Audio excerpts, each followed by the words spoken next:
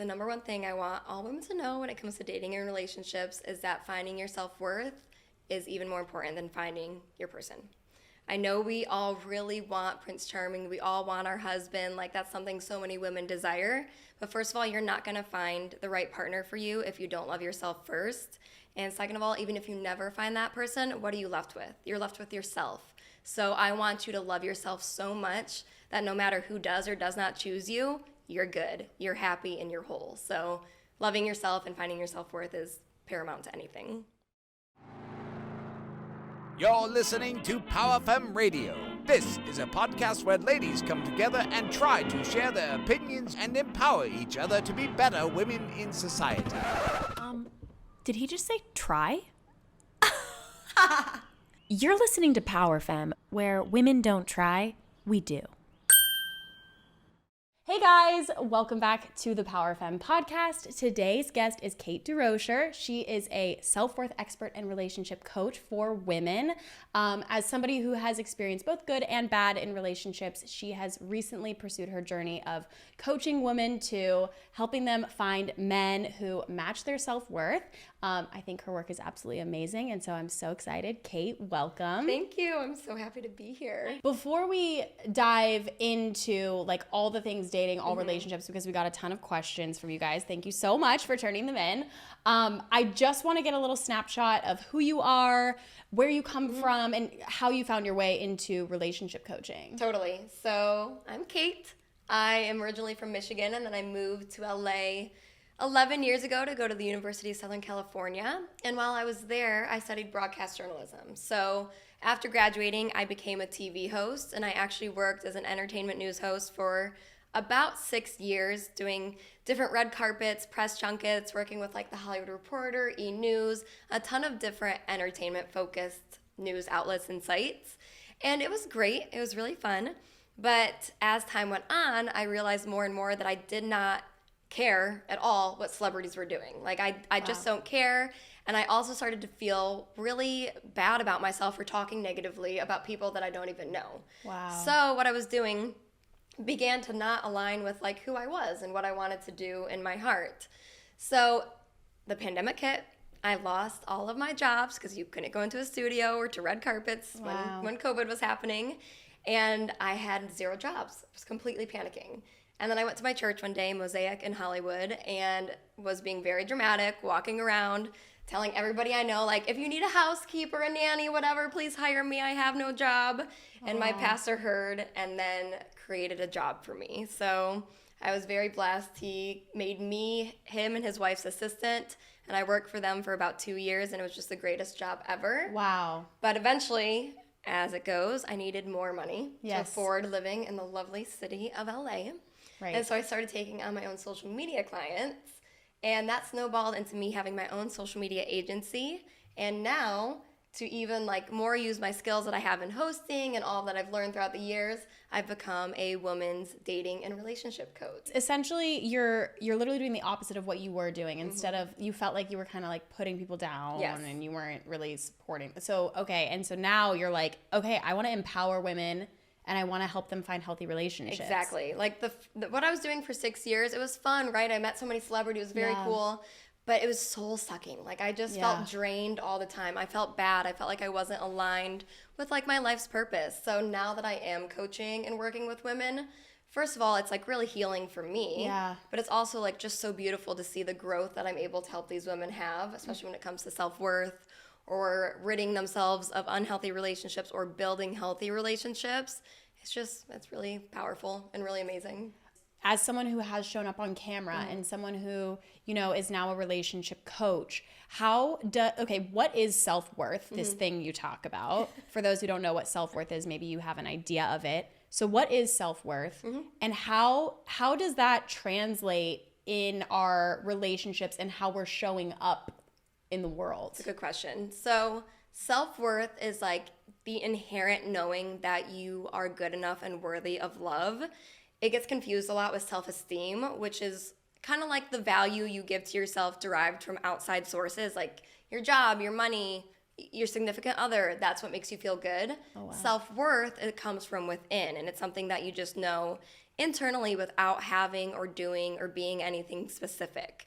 And I always say that having like a strong sense of self-worth is the most important thing to creating, finding, and keeping healthy relationships. Because if you don't love yourself, you're naturally going to attract people who don't treat you with the respect and love that you deserve, because you're showing them that you don't even value yourself, so why would they value you? Right. Yeah. It's almost like as if your worth is low, it's like literally take the word worth and translate it to worthiness, right? It's like if your self-worth, your value, your view of yourself is low, you're going to accept the bare minimum. Exactly. Whereas like if you come in with like a very high self-worth, then I feel like people see that people are always going to match the energy that you're putting out into the world. It's like you show the world how to show up for you. Yep. When you have high self-worth, I feel like even if someone maybe in a previous relationship wasn't capable of giving their previous partner who had lower self-worth the things that they need, but maybe they meet you and it's like your worth is high, and so ideally you are attracting people who are going to meet you at your level. Exactly. And I can look back on so many relationships in my life where I didn't love myself, where I didn't know my own self-worth. And I attracted men who treated me poorly, who I allowed to treat me poorly. I stayed with them because I didn't believe that there was better out there, and more so that I deserved that better. So it took a lot of internal work for me to finally break like those internal dialogues and that mindset that I had, heal my self-worth, and then attract really healthy, amazing people as a result. That's beautiful. It's not like you deserved anything that you were getting from those low vibration relationships. Right.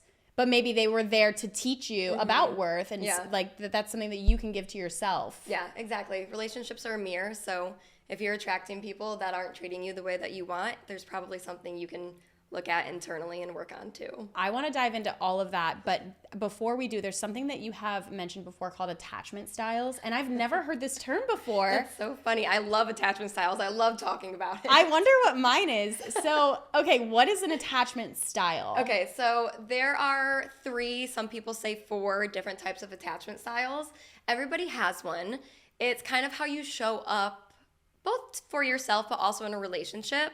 So the 3 main ones that I talk about are a secure attachment style, an anxious attachment style, and avoidant attachment style. So an anxious attachment style, which is something that I've had a lot in the past and I've done a lot of work to heal, is where if you sense that the other person, predominantly like a romantic partner, is pulling away or their energy is off or you think they're going to leave you, you get really, really scared and you hold on tighter, which in turn only pushes them further away. An avoidant attachment style is kind of the exact opposite, where closeness really scares you. So for somebody with an anxious attachment style, they love closeness. They love quality time. For somebody with an avoidant attachment style, that closeness is kind of like a threat to their independence and their freedom. And for them, that feels really unsafe. So they will push you away. They're the ones who the anxious attachment style people are afraid of. They will push you away. They don't want to be close with you. They'll be hot and cold with you. Just like somebody with an anxious attachment style, they desire love. They just show it and can handle it in different ways. And so an attachment style forms predominantly like in childhood with your like main caregiver. It could be with your parents or whoever raised you. Like say you had a parent who was kind of unpredictable, somebody who was there for you sometimes, but then really volatile other times, you'll most likely develop an anxious attachment style. If you have a parent who just wasn't there, like you couldn't rely on them to get your emotional or even physical needs met, you'll probably develop an avoidant attachment style, which is where you're hyper independent, you don't need anybody, and you learn that as a kid. And then somebody with a secure attachment style, which is what we're all striving for, and what you can heal and become like closer to, is somebody who had like a great relationship, doesn't have to be great, had a like more healthy relationship with their caregiver and with people throughout their lives. And now as a result, they're able to handle both closeness and separation. It doesn't trigger any sort of like negative emotions in them. And they're what we strive to be. They're the type of partner you want to. They're like the lucky people. Yes, they are. Okay, so what do you do with that information? Like when you're like, okay, no, I'm for sure an anxious attachment style, or like, okay, I'm avoidant, or like, no, I'm good. Like, what do you do? What do you do with that? So for me personally, when I figured out that I had an anxious attachment style, I first, healing myself was like the most important thing to get me to a more secure place. But at the same time, I'm more like cautious of the people that I date now. Like I will do my best not to date somebody with an avoidant attachment style because it will trigger Right. the things within me. Does it mean that someone with an avoidant attachment style and a anxious attachment style aren't necessarily a good match, or is that something that you can work through? Well, ironically, since opposites attract and since relationships are mirrors, anxious attachment styles and avoidant attachment styles seem to find each other all the time. Wow. Because they're showing each other what the other person, yourself, needs to work on within the relationship. So You just touched on something so important in a relationship. tell me. Like, okay, so I've been in my relationship for a couple of years, and in the beginning of our relationship, I think it's just a process of continuously learning. Like luckily, I feel like we're just always learning from each other, but like, you're so right. You totally attract the exact opposite of you. I grew up with divorced parents. Like, you know, my parents were like, I'm very independent. My parents just kind of like weren't around. Like, they were working. And, Totally. you know, like, I'm literally like an adult as a child. Whereas Josh, like, grew up in the same house his whole life. I moved 28 times in my life. Wow. His parents are married. They got married after knowing each other for like literally 2 weeks. Like, they've been married for over 30 years. They, you know, and like, the story I would always tell myself is like, oh, they're perfect, or he's got it figured out, and I need to like take care of myself. But the truth that I've like come to is just that as much as he learned from this like secure paradigm and secure Totally. situation that he had growing up, mine was far from secure. Like, I have things to teach him, and he has things to teach me too. Yeah. And his is not more valuable or better than my life story, and mine is not better than his. That's so well said, and it's so true. And I always say that relationships are like the biggest opportunity that you're going to have in your life to grow. When you're in a relationship, more than you are in a friendship or coworker relationship, anything, a romantic relationship is going to bring things out of you that you maybe didn't even know existed. Yep. And when it happens, it's not a bad thing. When you get triggered, when you get upset, when you feel yourself having a trauma come up, it's not a bad thing. It's a good thing because it gives you the chance to go deeper, to look into what's going on, and then to heal it. So relationships they're a doorway into becoming who you're meant to be. Oh, okay. So, but what about the people who are afraid to get into a relationship because they're afraid to get hurt? I mean, isn't that all of us? Like, no, none of us want to get hurt. Right. I don't want to get hurt, but my desire for love and for a secure, lasting, healthy relationship is so much greater than my fear of getting hurt. So I risk it every single time. And I think you just have to have that mentality that if there's something that you desire so deeply in your life and you're desiring it from a place of like true love, not out of like ego or fear or anything deeper than that, then you're gonna get it. And maybe you won't find love in a romantic partner. Maybe you're gonna find it in your friendships. Like I always say that my best girlfriends are my soulmates. So that type of love that you're desiring, you can find it in so many different ways. So good. Yeah, I love my girlfriends. The best. Like, they're the best. Thank God for them. Girls' nights are so underrated. If you're single, like, just get your girls and go out for a girls' night. It's honestly way more fun than a date. It really is. It totally You don't can have be. to like put a lot of pressure on yourself. You don't have to look a certain way. For someone who has never like had a serious relationship before, what advice do you have for them before they even consider like dating? Maybe somebody's like, all I want is just a partner. I just want, you know what I mean? Sure. So like, what's the first thing you're going to say to that person who hasn't had that relationship? I think that even when you're single, like I said, when you're in a romantic relationship, a lot of things are going to come out, but that doesn't mean that you can't be doing work on yourself before you get into that relationship. And in fact, you should be, or you're going to get into that relationship and you're going to be very confused and it's going to be very hard. So in this period where you're single, you're not dating, or you're not finding like that more serious forever person, spend time reading books, listening to podcasts, talking to friends who have been in long, serious, lasting relationships. Learn from them. This is like your opportunity to not only learn so much about yourself, but to prepare yourself to be a really good partner someday down the line too. Do you believe in like making a pros and cons list, or like a, you know, like a list of, you're like, yeah, why Have not? I done it? Yes, I have. Yeah, I've done I it have every to. time. I have to. Okay. It just helps you see a little bit more clearly. Yeah. And I've done it like when I'm thinking about ending a relationship, or when I'm thinking about taking the next step in a relationship. I'll be like, here's what this person has that I really desire and it aligns with like my life and what I'm looking for. Here are the things that I think maybe will cause problems down the line. Can we work on those things? Is he willing to work on those things? If yes to both those questions, then we'll proceed. If no, maybe we reevaluate and find somebody who is better suited for us. So good. Okay, well, I want to dive into some listeners' questions. You guys are so amazing. Excited. You guys sent in some questions. So Cynthia Nero. Okay. So Cynthia Nero asks, she has a couple of questions, but I like this one the most.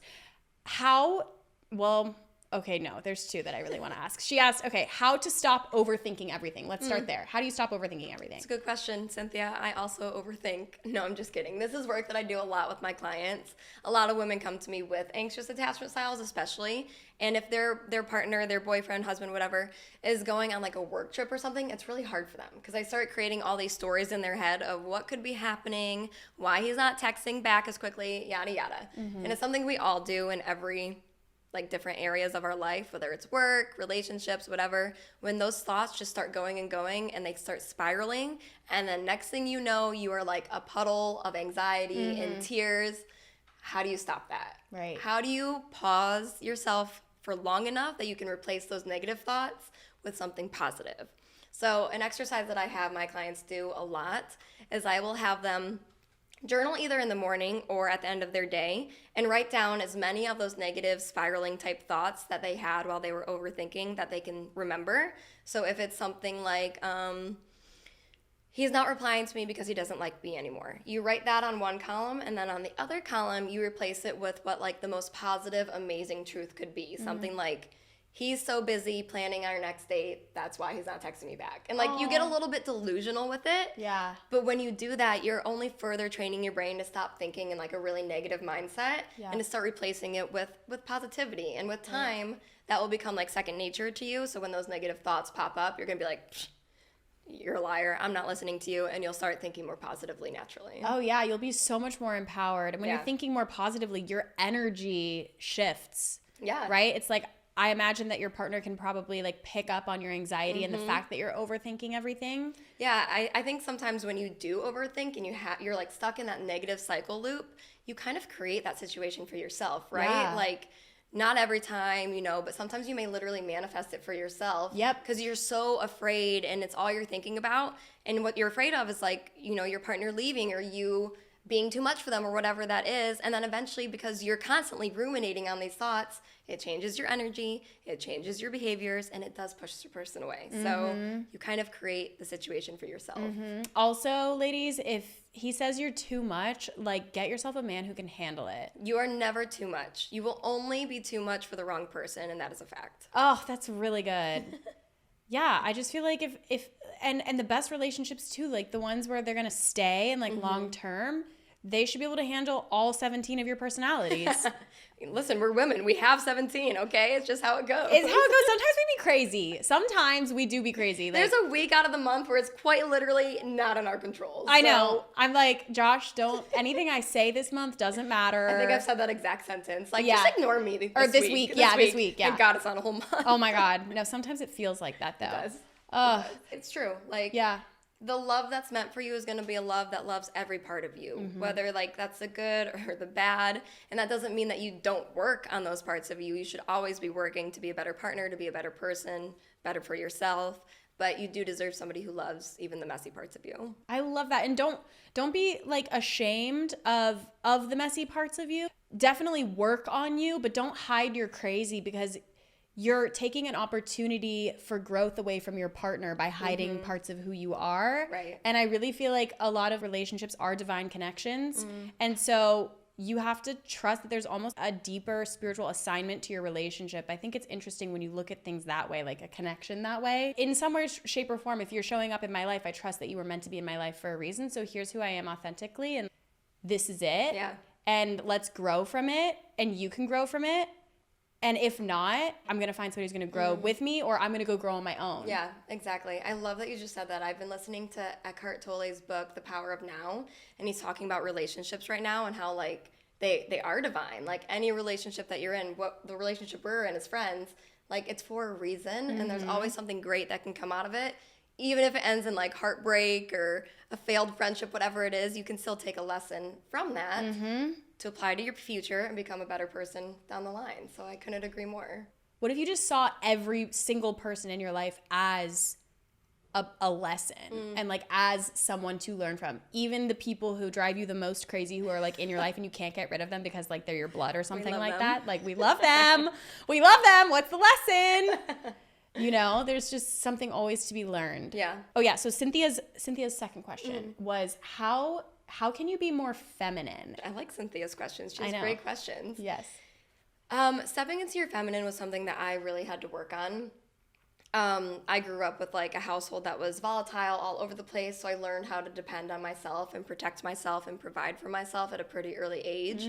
So all throughout high school, college, even now as an adult, it's really natural for me to take care of myself. Like, I don't really rely on anybody. I don't expect somebody to do something for me. So I was really in my masculine. And at the same time, I have a pretty bold personality. I don't know if you know what an Enneagram is. But Yes, I do. What are you? I'm an 8 on an Enneagram. Okay. So like the most like in your face, opinionated, like loud personality. And in a lot of ways, that was pretty masculine of me. So in relationships, I would show up in a really masculine version. Like I was the one planning everything. I was the one taking initiative. I was the one like demanding things. When in reality, the healthier dynamic would have been to allow my partner to step into his masculine and me to be feminine. So I had to really shed that. And I think it's something I've just been working on in the past like 2-3 years.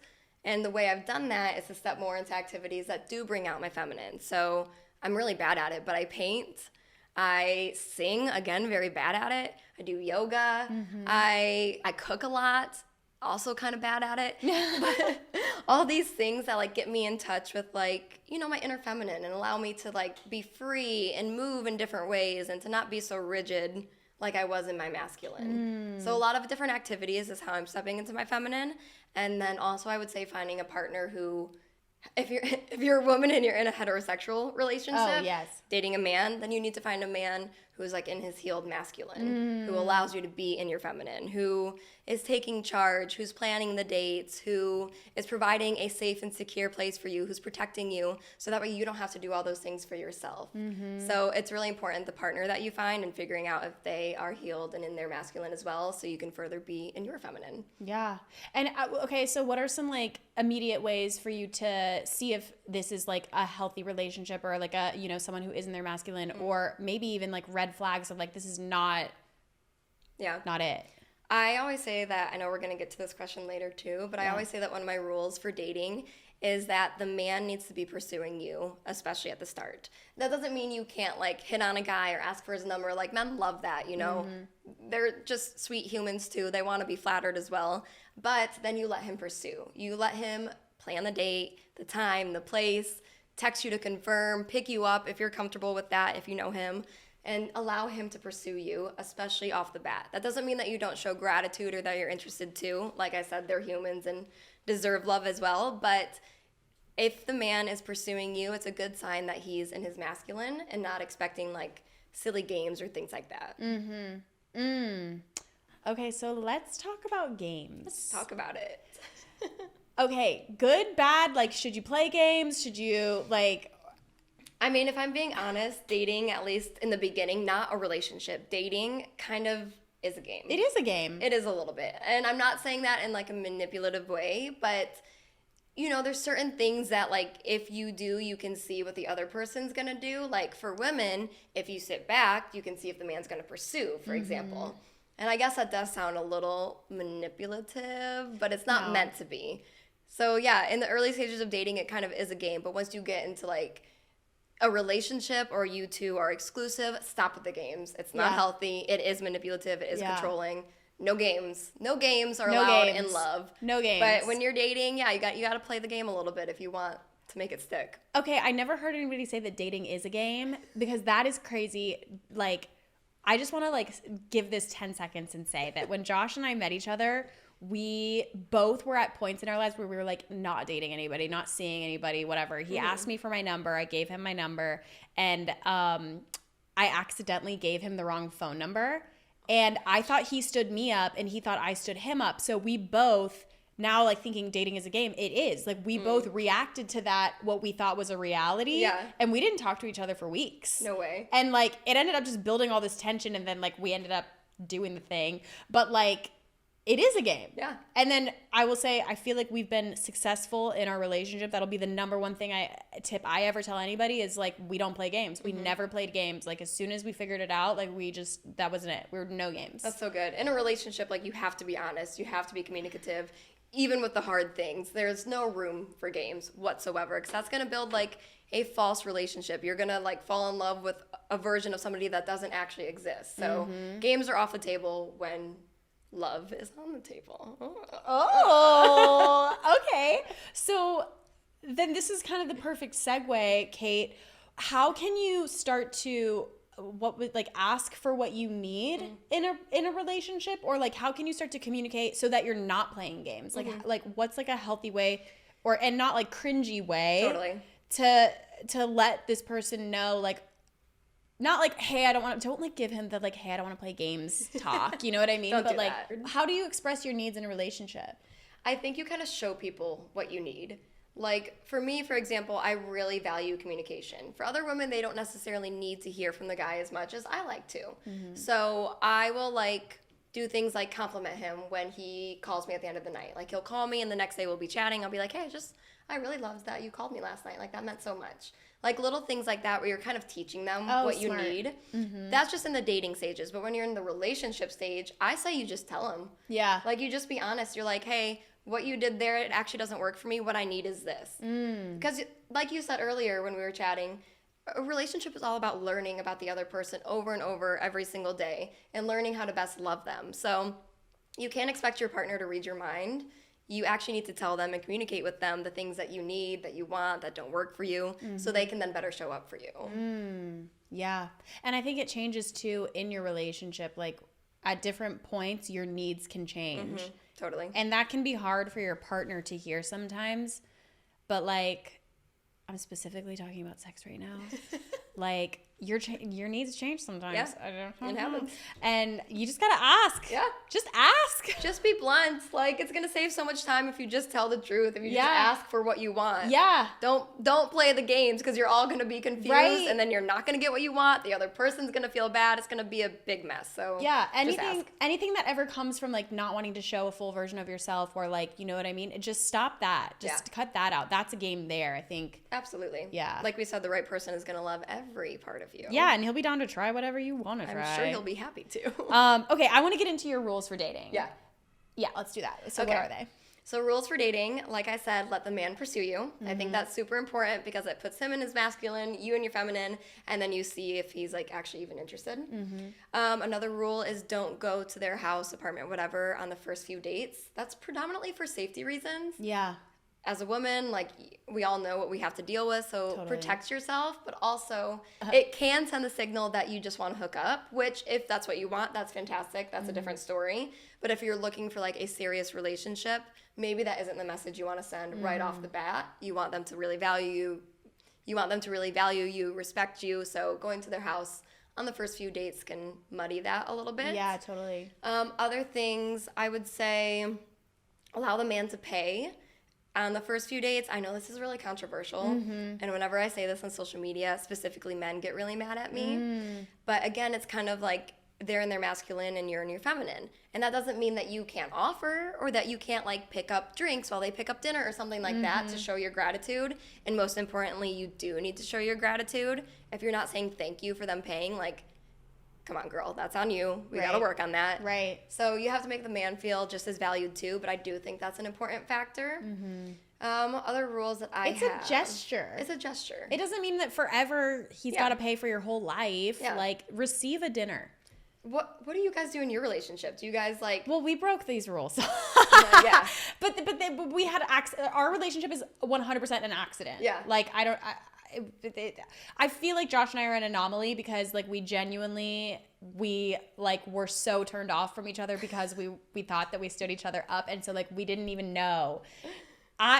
Okay. Well, yeah, we definitely hooked up like the first night. Listen, and that's the thing. Like I say these rules, but like life is not black and white. No, life There's is not gray black area and white. for everything. And I like if I were to give advice though, I'm not saying go hook up with the guy on the first date. That's not what I'm saying at all. We did know each other for a couple of weeks prior. We worked in the same environment. I got a really good vibe from him because he's a good person, and I just did like a psychic reading, and she literally told me that we were basically, I led a battalion in a past life, and we were on the battlefield together. I really believe this for you. I know. Like, absolutely. Isn't that insane? That's very true. Isn't that insane? So we fell in love on the battlefield, and our relationship is one of removing shrapnel from each other's bodies. That's what she told me. This is a really great relationship. She was like, congratulations, like this, you've got a divine relationship. But yeah, I think it really, like, you should 100% have guidelines and boundaries, because I've also experienced, I've been molested, I've been raped. It's so easy to end up in a situation where things can get blurred. Yeah. So my first recommendation is, like you just said, if you don't know the person, if you met them dating on an app, we didn't meet on an app, which I think is amazing. I know people who have gotten married from apps, and that's incredible.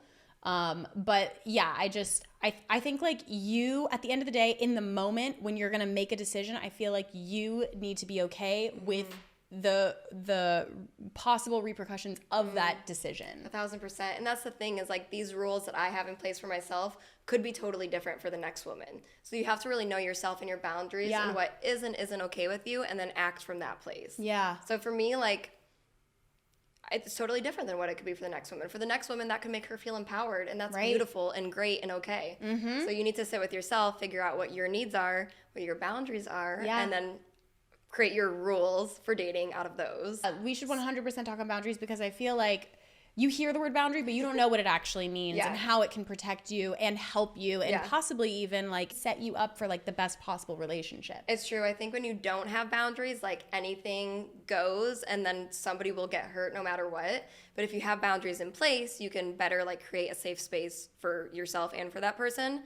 A lot of people get confused thinking that like a boundary is something that you put on another person, but in reality, a boundary is something that you put on yourself.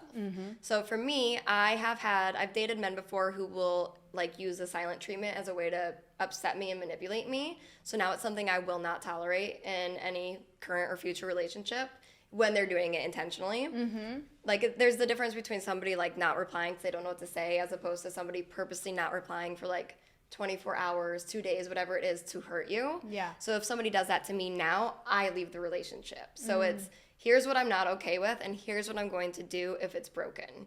So I have a whole list of like 15 boundaries. I even have it up on my TikTok if you guys want to go watch it. Yeah. I word it pretty harshly. I say like, I will not tolerate, or I expect. But that's me putting it on myself, saying like, my boundary is so clear that if it's broken, I have to honor myself and remove myself, or communicate that it didn't work, whatever it looks like for the action. So I use a pretty harsh language to like put it on myself and to hold myself accountable. I don't think it's harsh, Kate. I feel like you are honoring yourself. Thank you. You are really like, and by listen, anything in life, think about like the most exclusive, like most valuable things in life. You can't touch them.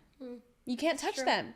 And so I think in a way you're honoring and valuing yourself, and like, it's not this like, oh, I'm untouchable, you need to like bow at my feet and you have to that's not what it is at all. You are safeguarding your energy and your heart so that you can meet your partner, somebody who deserves it and is willing to work for it. Totally. And that is being in your feminine. Thank you. I appreciate that. It was so interesting because when I posted those boundary videos, girls were all for it. Men, I got like the nastiest comments of my life. I like cried, couldn't handle it. But then I had my boyfriend posted his boundary list, same thing, literally the same boundaries, just worded differently. All he got was praise. And I was like, wow, what an interesting, like, what an interesting like dynamic that is. That as a woman, I say what I'm okay with and I get on, and then a man says what he's okay with and he gets applauded. Yeah. Yeah, like a guy can, you hear guys all the time, they're like, oh, I won't tolerate that with that girl. Like, and it's like some dumb shit. And like, God forbid a woman like literally is like, no, like you can't just not talk to me and show up in my relationship with me. I just respect myself. Like, yeah, it was pretty crazy to see that dynamic. Oh my gosh. It taught me a lot. Wow. Yeah. Okay, do you have any like dating tips for online? I mean, I know, gosh, I feel like I'm old. I'm like, the kids these days, they're on apps. Like, what are the good apps? What should we stay away from? I think like when I was on the apps. I'm not currently, but Hinge is where I found the most success. And then I've heard that Raya is doing a lot better. I know like Bumble and Tinder kind of get more of like the bad rap of being like the hookup app. So just pick and choose what you want. And then when it comes to dating apps, I say you need to create boundaries for that too. So it's so easy to get in the habit of just like swiping when you're like driving or parked at a stop sign or in between calls. It becomes like a part of your day, a part of your routine, and that's really unhealthy. Like people are not something that you're window shopping for. They're not something you can swipe on. So you need to set like a boundary. Like, okay, I'm gonna give myself 10 minutes a day. I'm only gonna swipe on 10 men. And if I don't find anybody of interest, that's okay. I'm going to do it the same thing the next day. Right. But I'm not just going to make it a habit where I'm just swiping and scrolling and you're only looking at like really their appearance. Right. Like exactly. you're just judging a person off of like this little facade they've created online and it's not actually who they are. So keeping that in mind too, and then not allowing yourself to go down the rabbit hole of like finding your self-worth from dating apps. 'Cause so many people do that. Yes. Okay, let me ask you this. What's hotter? Energy or like appearance? Energy. I mean, old Kate. So I used to go by Katie up until I graduated college. So I always refer to myself as like Katie, and now there's Kate, like this new and improved version. But Katie would have said appearance, and she got herself into a lot of trouble by basing her relationships off of that. Now somebody like, yes, I have to be attracted to them naturally. It's important. You have to be. Otherwise, like, it's just not going to work. You're going to feel weird. But now energy is just as important to me. Personality, like, do I feel drawn to you? Do I feel a connection with you? Do I feel like I can be myself with you? Are you goofy? Are you loud like me? Like all these things that are so much more attractive to me now than just whatever they got going on up here. Because listen, this fades, like, Right. for all of us. Yes. For the woman, for the man, like, we're gonna be ugly someday. Yes. And that's okay. So if you're gonna spend the rest of your life with somebody, don't just base it off of how they look, because they're not gonna look that way forever. Right. And energy is something that you cannot see, but you can feel, and that's something that will never fade. Never. Ever. Your essence, your energy, your vibe, like that's so important. Yeah. Do you have a type? I did. Katie had a type. Yeah. She really had a type. It was like tall, dark hair, muscly. Yeah. I really liked like those sort of men. Now they kind of scare me. Yeah. Like, yeah, I'm Literally sort of, same. Yeah, it's just like a little bit too much for me. Yeah. Now I'm kind of all over the place. Like, whoever makes me feel safe Yeah. is what I look for. Yeah. And who's goofy. I'm so weird. Like, once you get to know me, I talk in my baby voice, which is really embarrassing. And like, I'm just weird. So I need somebody who can match that with me. What would you say to somebody who like has to have a type? I think if you have a type and it's not working for you, you need to go to the exact opposite of your type. Because there's something in your type that clearly is not aligning. It's not healthy. And chances are that if you like shed those things that you think you need, you'll actually find what you do need. Oh, but Kate, what if they're afraid to do the opposite of their... Do it anyway. Do it anyway. Yeah. I think a lot of things with dating are you kind of have to like fight yourself, right? Yeah. Like with the overthinking, you have to fight yourself. Don't allow yourself to go down that path. With dating the same type over and over but seeing negative results every time, fight yourself and try something new. Maybe it'll work, maybe it won't, but it's worth trying. Why not? You have nothing to lose. You have nothing to lose. So you got to fight yourself. How do you know when it's time to leave? Like maybe you're unsure. Is it when you're having those moments of uncertainty, or is it... Well, it depends. Is your relationship healthy or is it unhealthy? If it's unhealthy, if it's toxic, if you're being gaslit, manipulated, emotionally abused in any way, you leave. You never fight for that relationship. However, if you're in a healthy relationship, one where you both respect each other, you encourage each other, you don't like get unnecessarily jealous, like there's a lot of health in it, but you're just like feeling a little hesitant, or you're having like, you're bickering more than you used to. I say that's a relationship that you fight for. If it's based in love and it's based in health, there is no perfect relationship. And I get this misconception all the time that what's coming is like better for you. There's something better around the corner. But in reality, a lot of times the relationship you are in, if it's healthy, is exactly where you're supposed to be. Yep. And that's the one that you should be working on. And you're going to think that the grass is greener, but you're going to get into that relationship. You're still going to be a part of that relationship. Like, you're still showing up as you. So all your things are going to come out eventually. And that relationship is going to become a mess eventually too. So either you keep repeating the cycle and eventually you learn, or you stick with the one that you love and that you have a healthy relationship with, and you work those things out with them. Yeah, there's just no escaping the learning. Just embrace it. Rip it off like a Band-Aid, I say. Yeah. You know, I mean, communicate with your, but like, the point is like, if you're escaping learning and you're just like, this isn't it, and you don't want to try it with this relationship, it's going to come up in the next one. Exactly. Like that's a you problem. Yeah. And you don't leave the relationship. You will be the common denominator in all those relationships. So you might as well do the work. What if someone's like afraid to leave their partner? I feel like there can be different reasons for why you would be afraid to leave your partner. So let's maybe lean more towards like toxic, right? Like let's say someone is in a toxic relationship and they're afraid to leave their partner. What advice and experience, if any, that maybe you have, can you speak on? Yeah, absolutely. There's some statistic that says it takes a woman an average of 7 to 8 times to leave an unhealthy relationship, specifically like a toxic, abusive relationship. And that's for a lot of reasons. You know, that can be low self-esteem. It can be fear that you're not going to find somebody else. It can be that they're manipulating you and getting you to stay even when you know you should leave. There's so many things that go into it. So whenever somebody's like, why did she stay? Like, I don't get it. I have so much grace for that because I've been there. Like, I knew that the guy wasn't treating me right. I knew I deserved better. But for some reason, I kept staying. And that was my low self-esteem. That was, like, my belief that I could change them, or that I wasn't going to find better, or that I was, like, so embarrassed to go through another failed relationship. So it all came from, like, fear and ego, right? And once I was able to shed that and be like, it doesn't matter what other people think. It doesn't matter if I have to start over 1,000,000 times.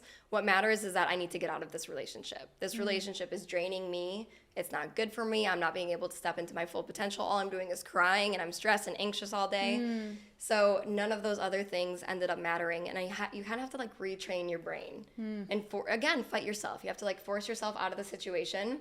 Find, like, an accountability partner. If it's, like, if there's some sort of, like, abuse going on, then you need to, like, contact authorities. You need to get a therapist. You need to get a plan in place.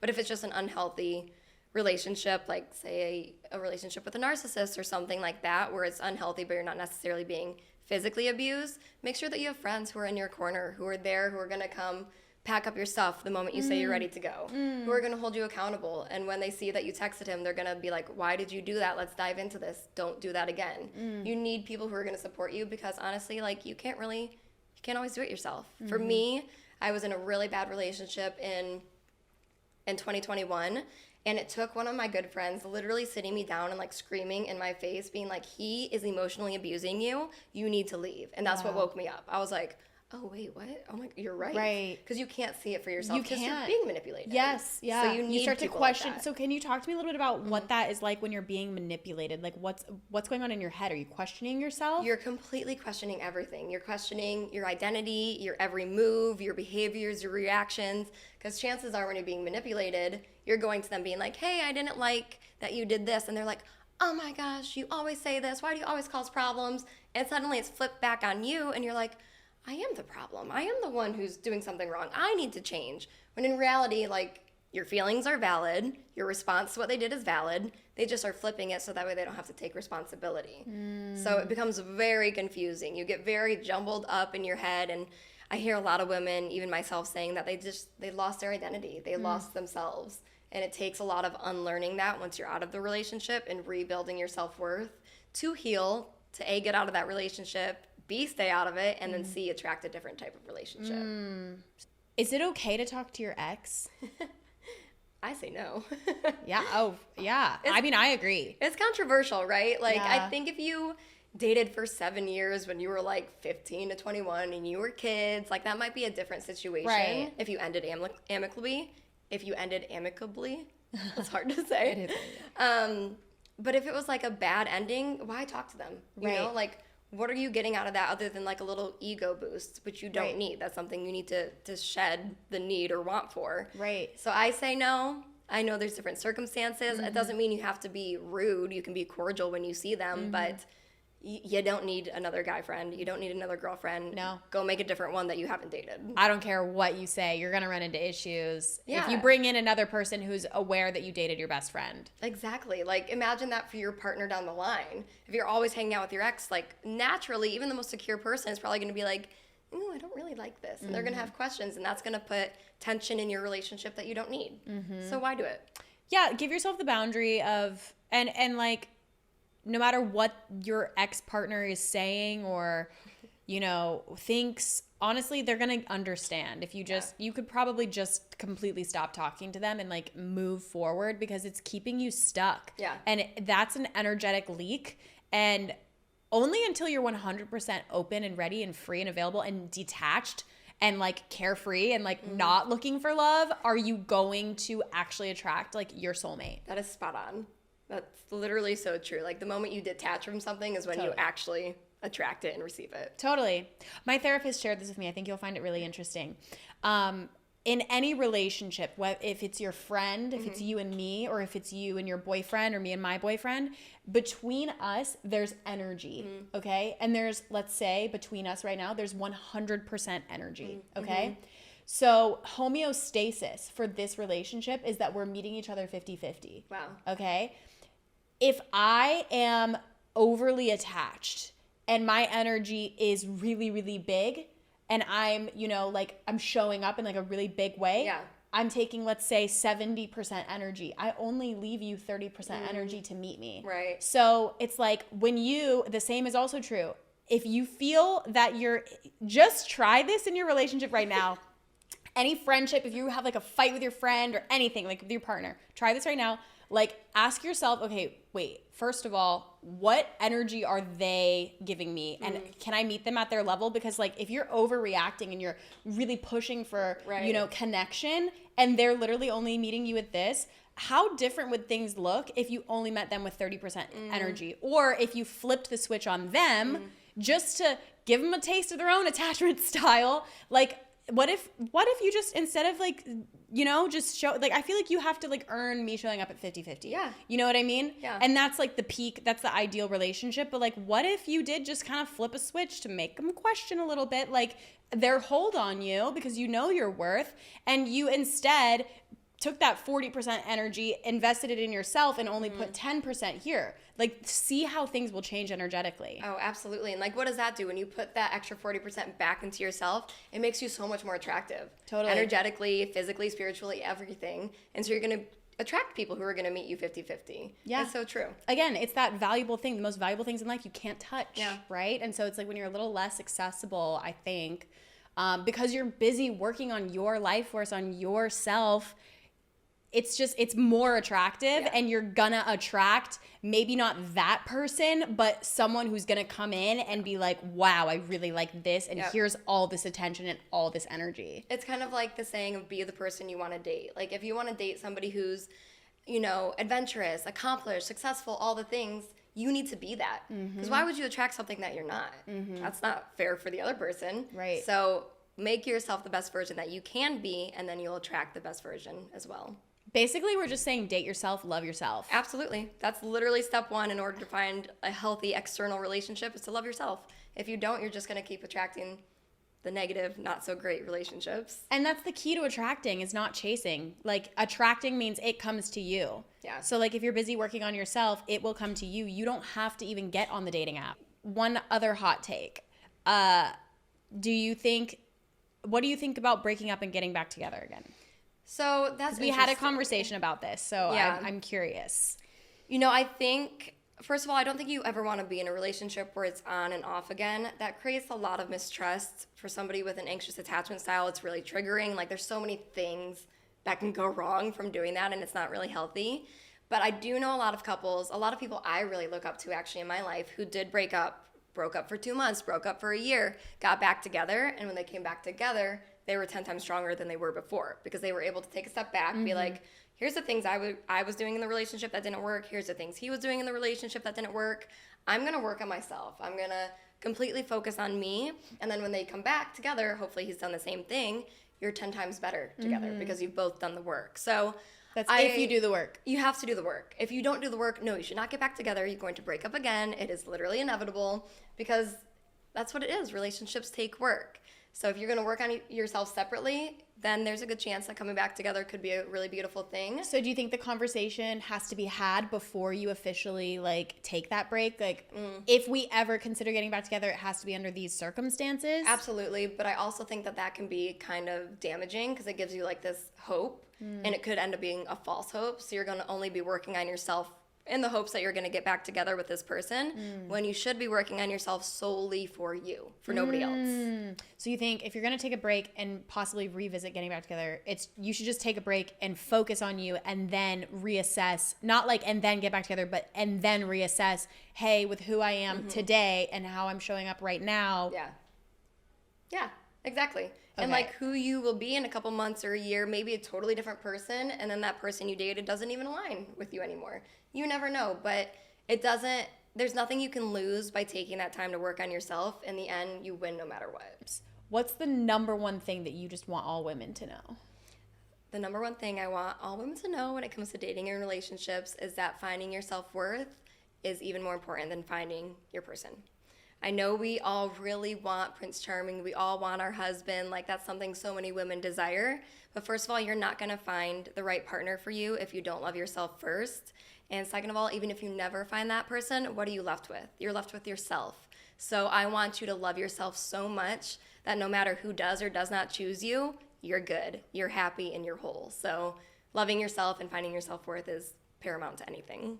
Do you have like a few tips for how women can start to develop and work on their self-worth like right yesterday? Yeah, absolutely. I mean, like I said earlier, like you need a support system. You need friends in your life who see you for who you are and remind you of who you are.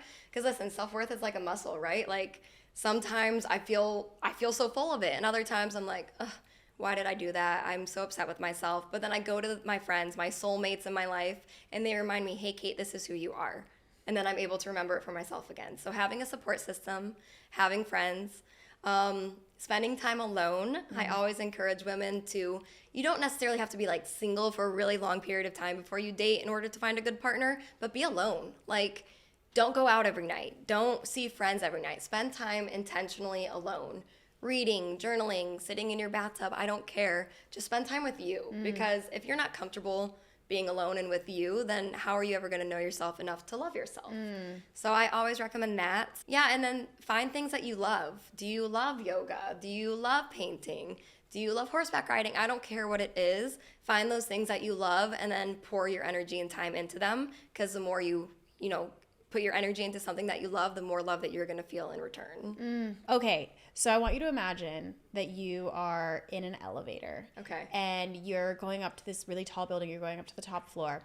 And you go up one floor and a little girl steps on. She comes in and she's by herself. Okay. She pushes the button and she's going up in the elevator. And you have maybe like 1 minute to tell her and impart wisdom on her. What would you want this little girl to know? And how would you want her to feel after having met you?